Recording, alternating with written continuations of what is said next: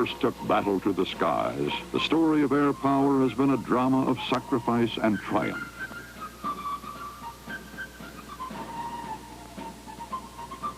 Through war and peace, on distant flight lines or in hostile skies, dedicated airmen have risked their lives to fly, to fight, and to win. Aboard his presidential plane, Harry Truman signs the National Security Act of 1947. The act reorganizes the Department of Defense and creates a separate Air Force. With its independence, the United States Air Force sets out to discover the future. October 14, 1947. In the rocket-powered Bell X-1, Captain Chuck Yeager breaks the sound barrier and propels the Air Force into the supersonic age.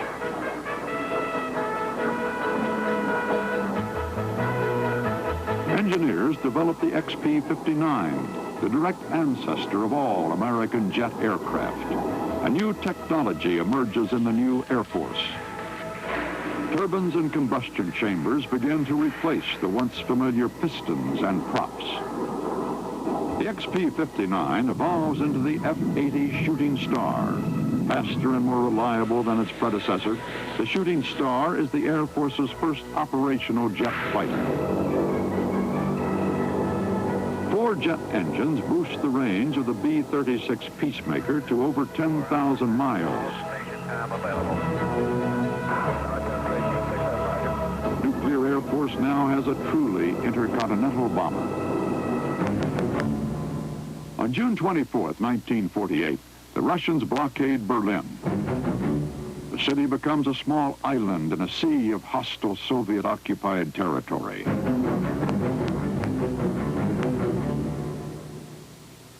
Air crews and mechanics of the Military Air Transport Service rush to aid the besieged Germans. For 15 months, Berlin is kept alive by airlift. Flying sorties around the clock, American and British crews deliver over 2 million tons of food and supplies. Men push their planes beyond the limit. Loaded transports land every 3 minutes, night and day, rain or shine. Braving the hazardous flight conditions cost the lives of 45 crewmen.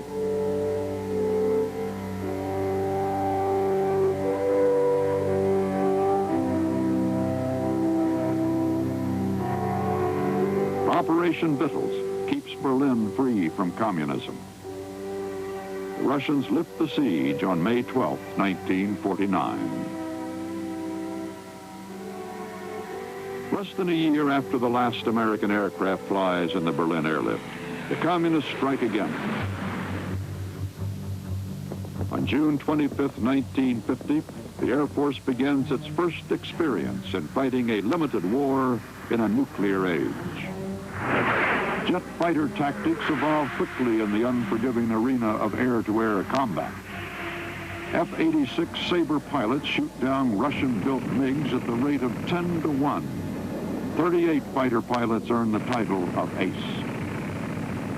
5 victories make Major James Guevara the Air Force's first jet ace, and he finishes the war with 15 confirmed kills. Captain Joseph McConnell tallies 16 victories and is the Air Force's leading ace in Korea. After 3 years of bloody fighting, the conflict ends. North Korea signs the armistice agreement on July 27, 1953.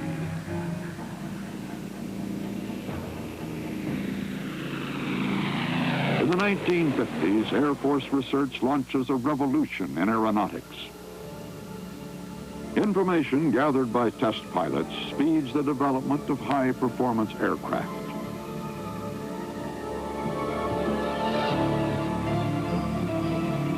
Test pilot Lieutenant Colonel Frank Everest becomes the fastest man alive when he takes the Bell X-2 to almost 3 times the speed of sound.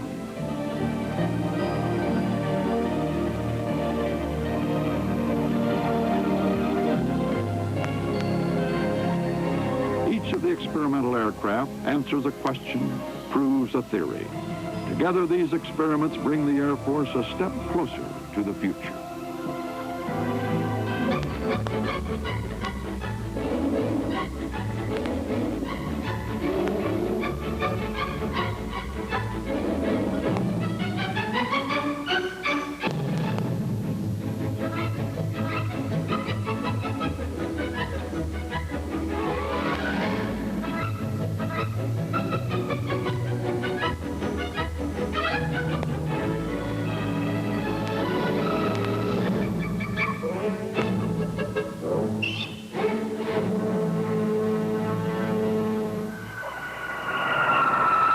The B-52 Stratofortress, one offspring of this research, enters service in 1955. 0. Operating. We're underway. Roger, reading you loud and Missile clear. projects receive the highest priority of Air Force programs. The success of the Atlas booster leads to the development of Titan I and the solid propellant intercontinental ballistic missile Minuteman I.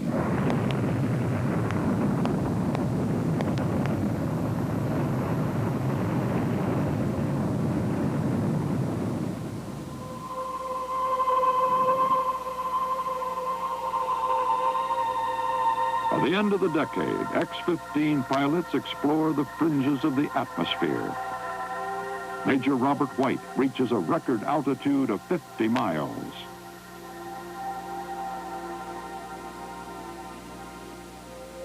Pilots prepare the way for astronauts. In 1965, Major Ed White leads the Air Force into space when he steps from his Gemini 4 capsule to become the first American to walk in space. Roger, I understand our copy. He is outside of the spacecraft at this time. No, we're coming over the west. Man, they want you to come back in now. From the dream of space exploration, the Air Force enters the reality of Vietnam.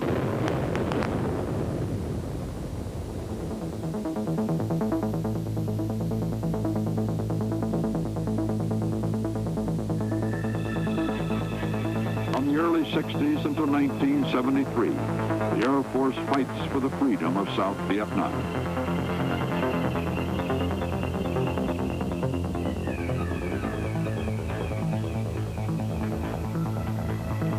The struggle is frustrated by constraints that offset advantages in skill and technology, frustrated by a lack of clear and definable objectives.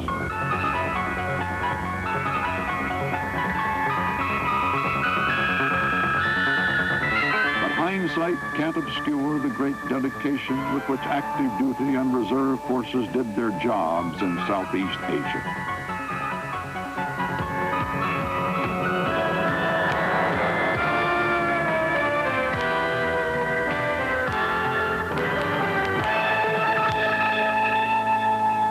Captain Steve Ritchie engages enemy fighters to protect strike force aircraft from MiG attacks. Captain Ritchie becomes the first of 3 Air Force aces in Vietnam. Quite a bit of shooting down MiGs has been in the right place at the right time, and I've been very lucky to be just in that position on 5 different occasions. Of course, the thing I'd like to emphasize here is this is probably the greatest team effort of any job that I know of. 02 copies. Roger, copy. Everything's looking. But no actions provide a better testimony to the compassion and professionalism of Air Force people than rescues performed by the Aerospace Rescue and Recovery Service. Over 1,200 times they pulled downed airmen to safety. Okay, we got the smoke. Right, babe. Go get him. Okay, just stand by, babe. We're coming in to get you. Stand by. Hey, survivor appears to be injured. I'm going to put a PJ on.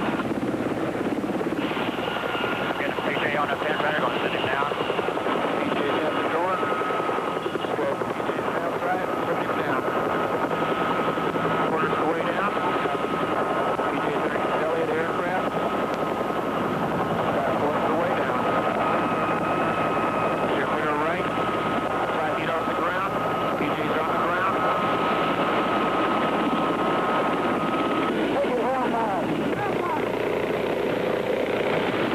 Okay, Charlie Green, 6 right, ground, 5 and 6 o'clock position. Sandy, come and get him, come and get him.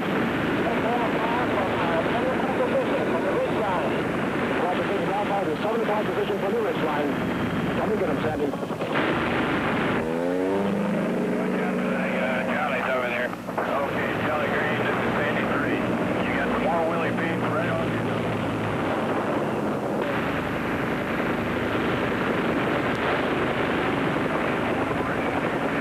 Put it right behind him.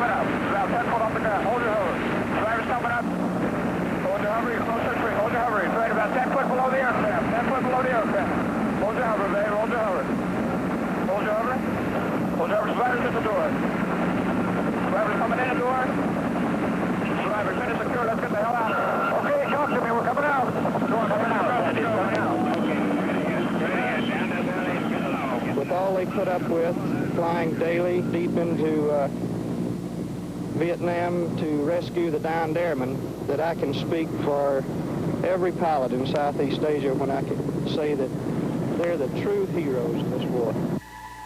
In 1973, the Air Force brings home its prisoners of war. At last, they return to freedom after years of painful captivity.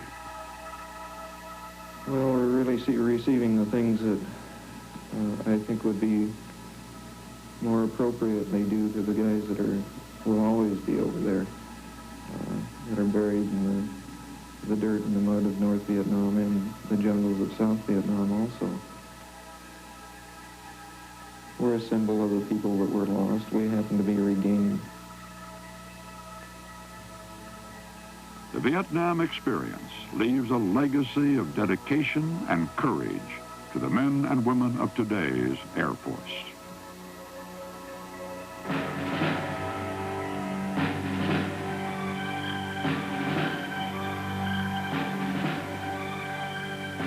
Today, active duty, reserve forces, and civilians train to keep the total force strong and ready. Individual efforts combine to meet the nation's defense needs and maintain peace.